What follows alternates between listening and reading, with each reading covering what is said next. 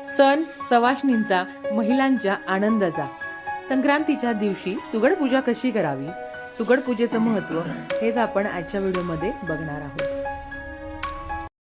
श्री स्वामी समर्थ. तुम्हा सर्वांचं आपल्या चॅनलमध्ये खूप खूप मनापासून स्वागत. बुधवार दिनांक 14 जानेवारी 2026 ला मकर संक्रांती आलेली आहे. मकर संक्रांतीचा सगळ्यात महत्त्वाचा भाग येतो ती सुगड पूजा. सुगड पूजा कशी करावी तेच आपण आजच्या व्हिडिओमध्ये बघणार आहोत. पण यंदा मकर संक्रांत कशावर आहे, काय गोष्टी आहे ज्यावर जे करायचे आहे, काय गोष्टींचं पालन आवर्जून करायचं आहे तेच आपण आता बघणार आहोत.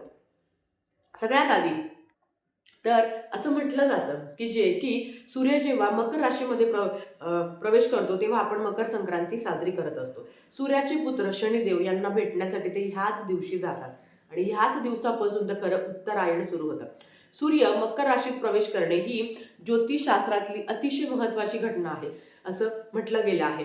आणि ह्याच दिवशी देवीने संग्रासूर नावाच्या राक्षसाचा वध केला होता, म्हणून याला मकर संक्रांती असं नाव पडलं. शके 1947 पौष कृष्ण 11 बुधवार 14 जानेवारी 2026 ला ठीक 3:06 सूर्य हा मकर राशीमध्ये प्रवेश करणार आहे. आता संक्रांतीचा जो पुण्यकाळ आहे तो 3:06 ते 6:20 पर्यंत असणार आहे. या काळात दान धर्म करणं अतिशय महत्त्वाचं मानलं गेलं आहे. आता देवी कशावर बसली आहे, मकर संक्रांत कशावर आहे, काय केलं पाहिजे, काही गोष्टीचं दान केलं पाहिजे, काही गोष्टी आहे ज्या आवर्जून टाळल्या पाहिजे ते आपण थोडक्यात जाणून घेऊया. तर बघा, यंदा संक्रांती देवीचे वाहन हे वाघ असून उपवाहन घोडा आहे. तिने पिवळ्या रंगाचे वस्त्र परिधान केले आहे, हातात गदा घेतलेली आहे, केशराचा टिळा लावलेला आहे, वयाने कुमारिका असून ती बसलेली आहे, वासाकरिता जाई हातात घेतलेली आहे, पायस भक्षण करीत आहे. पायस भक्षण करत आहे म्हणून असं म्हटलं गेलं आहे की या दिवशी दुधापासून बनवलेले कुठले पदार्थ खाऊ नये. संक्रांती देवीचे स्वरूप हे सर्प जातीने असून तिने मोती परिधान केलेला आहे. नक्षत्र नाव मंदाकिनी आहे. ती पूर्वेकडून पश्चिमेकडे जात आहे आणि वायव्येकडे पाहत आहे. असं या वर्षाची संक्रांत आहे. ह्या दिवशी ब्रह्मचर्याचं पालन करावं, गाई म्हशीचे धार काढणे टाळावे, गवत कापणे टाळावे, पुण्य काळात जास्तीत जास्त दान धर्म करावं असं म्हटलं गेलं आहे.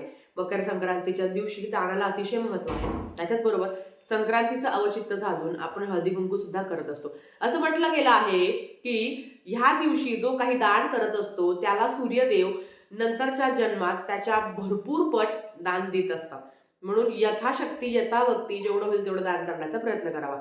तर चला आता आपण बघूया की नेमकी सुगड पूजा कशी करावी. सुगड पूजा करताना आपल्याला सर्वात आधी दिवा लावून घ्यायचा आहे. तुम्ही दिवा शुद्ध गाईच्या तुपाचाच लावा किंवा तुम्ही तेलाचा लावला तरी हरकत नाही. आता सुगड पूजन करताना लागणारं साहित्य तुम्हाला सांगते.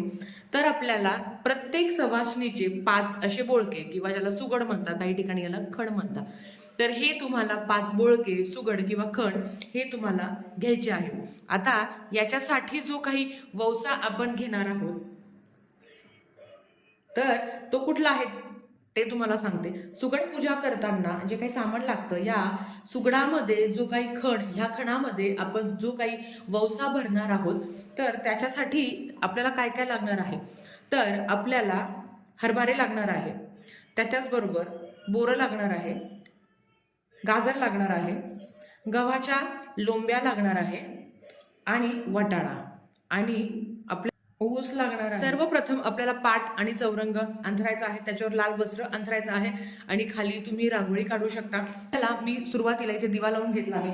दिवा लावल्यावर दिव्याला सुद्धा हळद कुंकू अक्षता अर्पण करायचे आहे आणि दिव्या दिव्या दीपकार कानी कुंडल मोती हार दिव्याला पाहून नमस्कार अशी प्रार्थना करायची आहे. कारण कुठलीही सेवा करताना आपल्याला अग्निदेवतेच्या साक्षीने ही पूजा, ही सेवा करायची असते.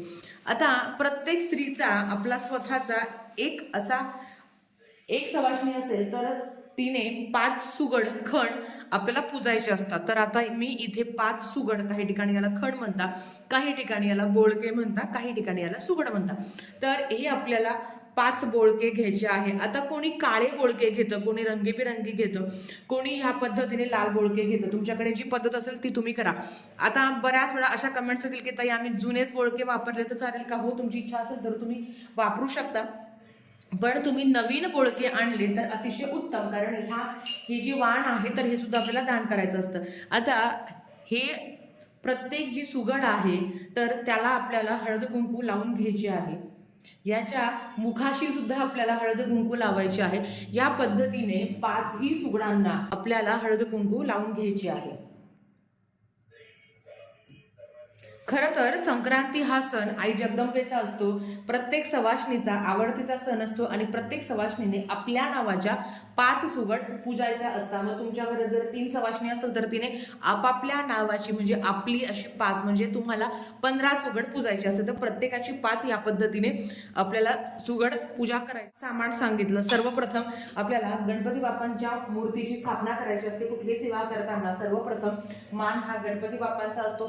तुम्ही जर देवघरातच मांडणी करणार असेल तर तिथे सुद्धा तुम्हाला गणपती बाप्पांची पूजा करायची आहे. सर्वप्रथम ताम्हणामध्ये गणपती बाप्पांची मूर्ती ठेवायची आहे आणि त्यांना अभिषेक घालायचा आहे. एक वेळा गणपती अथर्वशीर्ष म्हणणं शक्य असेल तर ते करावं, नाहीतर 21 वेळा ओम गण गणपते नमः, ओम गण गणपते नमः या पद्धतीने आपल्याला गणपती बाप्पांच्या मूर्तीवर अभिषेक घालायचा आहे. अभिषेक करून झाल्यावर मूर्ती ताम्हणातून काढून घ्यावी. गणपती बाप्पांच्या मूर्तीवर अभिषेक करून झाल्यावर मूर्ती आपल्याला ताम्हणातून खाली काढून घ्यायची आहे. साफ करून गणपती बाप्पांची मूर्ती मधोमध ठेवायची. जर तुम्ही मांडणी देवघरासमोर करणार असेल तर तिथे सुद्धा याच पद्धतीने सर्वप्रथम गणपती बाप्पांची स्थापना करून त्यांची पूजा करूनच आपल्याला सुगड पूजा करायची आहे. आता गणपती बाप्पांना हळद कुंकू अक्षदा अर्पण करून घ्यायची. त्याच्याबरोबर लाल फूल अर्पण करून घ्यायचं आणि तुमच्याकडे जर दुर्वा असेल तर नक्कीच गणपती बाप्पांना तुम्हाला दुर्वा सुद्धा अर्पण करायची आहे. ओम गण गणपते नमः, ओम गण गणपते नमः या पद्धतीने तुम्हाला मंत्र जप करायचा आहे. गणपती बाप्पांना गुळ आणि खोबऱ्याचा नैवेद्य सुद्धा तुम्हाला अर्पण करायचा आहे. श्रीमद महागणाधिपतये नमः नैवेद्यम समर्पयामी या पद्धतीने गणपती बाप्पांना तुम्हाला नैवेद्य अर्पण करायचा आहे. तर ही झाली गणपती बाप्पांची पूजा. आता त्याच्यानंतर आपल्याला सुगड पूजा करायची आहे. ज्या पद्धतीने मी तुम्हाला सांगितलं की 5 बोळके तुम्हाला घ्यायचे आहे. 5 बोळके म्हणजे 5 खण. आता खरं तर मकर संक्रांतीबद्दल असं पण आहे की आपण जेव्हा हे बोळके आपल्या घरात पूजतो ना तर आपल्याही घरात कधी धनधान्याची कमतरता पडत नाही. कधीही कुठल्या गोष्टीची कमतरता बसत नाही, कारण फळं भाज्या या सगळ्यांची आपण सुगड पूजा करत असतो. म्हणजे या सुगडामध्ये त्यांचा जो काही वंश आहे तो आपण पूजत असतो. म्हणून आपल्याला आपल्या घरात कधीही धनधान्याची कमतरता पडत नाही. तर मी इथे 5 सुगड घेतलेले आहे. आता ही जे काही सुगड आहे तर ही आपल्याला थोडे थोडे तांदूळ ठेवायचे आहे आणि त्या तांदळावर आपल्याला हे खण बोळके किंवा सुगड यांची पूजा करायची आहे. या राशी काढलेल्या आहेत त्याला हळदी कुंकू लावायचे आहे आणि त्याच्यावर हे बोळके सुगड तुम्हाला ठेवायचे आहे. संक्रांतीचा सण म्हणजे सूर्याचे एका राशीतून दुसऱ्या राशीत संक्रमण होय. खरं तर तुम्हाला माहिती आहे की खरं तर 12 राशी असतात आणि या 12 संक्रांती असतात. तर या सगळ्या संक्रांतीमध्ये मकर संक्रांत अतिशय महत्वाचा मानला गेला आहे आणि संक्रांतीच्या दिवशी दान देणाऱ्याला सूर्य अनेक पटीने भरपूर त्याचं दुपटीने दान देत असतो असं म्हटलं गेलं आहे. आता हे जे काही आपण सामान घेतलं होतं, वौसा घेतला होता, तर हा सुद्धा तुम्हाला पूजायचा असतो. प्रत्येक बोळक्यामध्ये आपल्याला एक एक वौसा टाकायचा असतो या पद्धतीने. आता काही ठिकाणी 7 बोळके घेता, आमच्याकडे 5 घेता. तुमच्याकडे जी पद्धत असेल तर ती तुम्ही करू शकता. आणि गव्हाच्या लोंब्या महत्वाच्या आहे. जेव्हा आपण ह्या सगळ्या सुगडमध्ये ज्या काही वस्तू ठेवत असतो तेवढीच भरभराट तेवढंच अन्नधान्य आपल्याही घरात येतं आणि आपल्यालाही कशाची कमी पडत नाही असं म्हटलं गेलं आहे. म्हणून ह्या सणाला अनन्य साधारण महत्व आहे. आता ह्या मांडणीचं नंतर काय करायचं, याची पूजा कशी करायची, ते कधी हलवायचे याबद्दल सुद्धा माहिती सांगणार आहोत. आता मी इकडे सगळ्या पद्धतीने बोरं आहे, त्याच्याबरोबर हे जे हरभरे आहेत तर हरभरे सुद्धा आपल्याला सुगड पूजेसाठी महत्वाचे असतात. प्रत्येक सुगडमध्ये प्रत्येक खणामध्ये तुम्हाला एक एक वस्तू टाकायची आहे या पद्धतीने. आता हे करून झाल्यावर ऊस पण टाकायचा आहे. ऊसही तेवढाच महत्वाचा आहे. आता काही महिला दुसऱ्या गावाला राहतात, दुसऱ्या राज्यात राहतात, दुसऱ्या देशात राहतात, अशा वेळेस त्यांनी काय करावं, कारण त्यांना तिकडं सगळं सामान उपलब्ध होईल असं नाही ना. मग अशा वेळेस तुमच्याकडे जी सामानं आहे, आता काही ठिकाणी 5 वस्तू मिळतील, काही ठिकाणी एखादी वस्तू नाही मिळणार, तर जेवढं तुमच्याकडे सामान आहे तेवढं तुम्हाला याच्यामध्ये टाकायचं आहे, बोळक्यामध्ये टाकायचं आहे जेवढं असेल. आणि त्याच्याबरोबर तिळगुळाचा मान हे तेवढाच महत्वाचा आहे. संक्रांत हा तिळगुळ शिवाय पूर्ण नाही, तर प्रत्येक सुगडमध्ये तुम्हाला एक एक तिळगुळ टाकायचा आहे. आणि जर तुमच्याकडे लाडू असेल तर लाडू सुद्धा तुम्ही टाकू शकता, ठेवू शकता तुमची इच्छा असेल तर.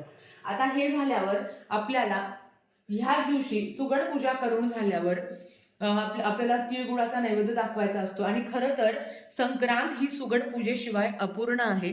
त्याच्याबरोबर अजूनही काही महत्वाच्या गोष्टी आहेत ज्या सुद्धा आपल्याला संक्रांतीला करायच्या असतात. ते कुठलं ते तुम्हाला मी नंतर सांगेलच. आता हे आपलं वाण झालं, बरोबर.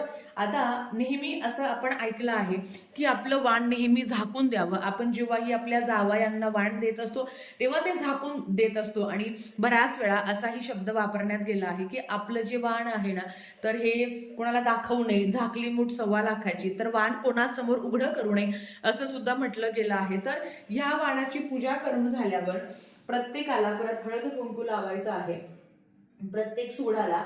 आणि हे जे वाण आहे हे झाकून ठेवायचं असतं. आता तुमच्याकडे ही पद्धत आहे की नाही माहिती नाही, पण हे वाण झाकूनच ठेवायचं असतं. आता ही मांडणी अर्थात तुम्हाला सकाळीच करायची असते. तर आता एखादं कुठलं पण चांगलं ब्लाउज पीस असेल किंवा लाल वस्त्र असेल, तर ह्या लाल वस्त्राने हे जे काही आहे सुगड आपलं, जो आपण जो काही ना वौसा पूजला होता, तर याची पूजा करून झाल्यावर हे या पद्धतीने आपल्याला झाकून ठेवायचं आहे. आता अर्थात ही पूजा तुम्हाला सकाळीच करायची असते. अवघी लवकर करा, जेवढं लवकर तुम्हाला करता येईल तेवढं लवकर मांडणी करून ठेवायचा प्रयत्न करा. ताई मांडणी संध्याकाळी करू का, तर नाही, ही सकाळीच करायची असते आणि ही दिवसभर तशीच ठेवायची असते. हे सुद्धा आपल्याला रात्रभर तसंच झाकून ठेवायचं असतं. म्हणजे जरी तुम्ही सकाळी मांडणी केली तरी सुद्धा तुम्हाला संपूर्ण रात्रभर, म्हणजे संक्रांतीची संपूर्ण रात्रभर तसंच ठेवायचं असतं. कारण अगेन हे जे आपलं वाण आहे तर हे कोणाला दिसू नये म्हणून हे त्यामागचं कारण आहे. आता हे झाल्यावर आता मी तुम्हाला हे काढून दाखवते. हे काढल्यावर दुसऱ्या दिवशी याचं काय करायचं, हा खूप मोठा प्रश्न पडतो. तर लक्षात घ्या, हे जे 5 बोळके आहे, हे जे 5 खण असणार आहे, तर एक खण, एक वाण असणार आहे. तर हे आपलं वाण असतं. तर हे एक वाण तुम्हाला आपल्या कुळदेवांसमोर ठेवायचं असतं, कुळदेवीसमोर ठेवायचं असतं. एक वाण तुम्हाला आपल्याला तुळशीला सुद्धा एक वाण द्यायचं असतं. तर एक वाण आपल्या देवघरासमोर ठेवा, एक वाण तुळशीला द्या. आता जे बाकीचे 3 वाण आहेत त्याचं काय करायचं, तर हे बाकीचे जे 3 वाण आहेत तर तुमच्या शेजारी पाजारी कोणी सवाष्णी असेल तर त्यांना ते देऊ शकता. आजही गावाकडे किंक्रांतीच्या दिवशी, म्हणजे संक्रांतीच्या दुसऱ्या दिवशी जेव्हा किंक्रांत असते किंवा कर असते, तर त्या दिवशी बऱ्याच सवाष्णी येऊन एकमेकांना हे बोळक्याचं वाण देत असतात. या पद्धतीने असं वाण देत असतात. आता शहरामध्ये आजकाल असं कोणी करत नाही, पण गावाकडे ही पद्धत आहे, तुम्हाला माहिती आहे. तर हे जे 3 वाण आहेत, तर तुमच्या घरात कोणी सवाष्णी असेल, शेजारी पाजारी असेल किंवा आपापल्या घरातल्या सवाष्णींना दिलं तरी चालेल. म्हणजे कोणी सासूबाई असेल, जाव असेल, कोणी चुलत जाव असेल, कोणी नातेवाईक असेल, तर त्यांना हे 3 वाण तुम्ही देऊ शकता. किंवा शेजारी पाजारी कोणी सवाष्णी असेल तर त्यांना ही वाण देऊ शकता. समजलं? या पद्धतीने आपल्याला सुगड पूजा करायची आहे. आता बऱ्याच वेळा असा प्रश्न येईल की ताई, आम्ही जे देवीला वाण दिलं आहे, जे कुळदेवाला वाण दिलं आहे, त्याचं काय करायचं. तर लक्षात घ्या, देवाला जे वाण दिलं आहे, तर देवाला वाण दिल्यावर आता देव ते काही खाणार नाही आहे. मग तुम्ही काय करू शकता, त्याच्यातल्या ज्या काही वस्तू आहेत त्या प्रसाद म्हणून तुम्ही खाऊ शकता. तुम्ही तुळशीला वाण दिलं आहे तर ते सुद्धा वाण स्वरूपात असणार आहे. आता तुळस ते काही खाणार नाही, मग अशा वेळेस तुमची इच्छा असेल तर ते तुळशीचं वाण तुम्ही स्वतः घेऊ शकता, प्रसाद म्हणून खाऊ शकता. बोळक्याचा वापर तुम्ही पाणी भरून ठेवू शकता, अगदी चांगलं आहे. आणि ज्यांना वाटतं आहे की हे तुळशीचं वाण आहे तर ते तुम्ही दुसऱ्या दिवशी एखाद्या मंदिरात ठेवू शकता, किंवा तुमची इच्छा असेल तर तुम्ही ते निर्माल्यात सुद्धा टाकून देऊ शकता, तुमच्यावर आहे. आता बऱ्याच वेळा असं होतं ना की जे 3 वाण आहे, जे उरलेले 3 वाण आहे, एक आपण कुळदेवीला देणार, एक आपण तुळशी मातेला देणार, आणि जे 3 वाण असणार आहे त्याचं काय करायचं, तर तुमच्या जवळपास जर देवीचं मंदिर असेल, कुठल्याही देवीचं, तुमच्या कुलदेवीचं असेल किंवा कुठल्याही देवीचं मंदिर असेल, तर तिथे जाऊन सुद्धा तुम्ही 3 वाण देऊ शकता. कारण शहरामध्ये बायका वगैरे येत नाही आणि मग आपल्याला असं होऊन जातं ना, मग याचं करायचं काय? मग तुम्ही ह्या पद्धतीने सुद्धा मंदिरात जाऊन देवीला सुद्धा वाण देऊ शकता. या पद्धतीने तुम्ही करू शकता. तर संक्रांतीच्या तुम्हाला खूप साऱ्या शुभेच्छा. प्रत्येकाच्या घरात सुख समृद्धी आयु आरोग्य नांदो हीच प्रार्थना करते. आणि आजचा व्हिडिओ इथे थांबवते. मांडणी दुसऱ्या दिवशी उचलायची आहे हे लक्षात घ्या. तर व्हिडिओ आवडला असेल तर लाईक शेअर सबस्क्राईब करा. व्हिडिओ परत अशाच एका नवीन व्हिडिओ सोबत. तोपर्यंत श्री स्वामी समर्थ.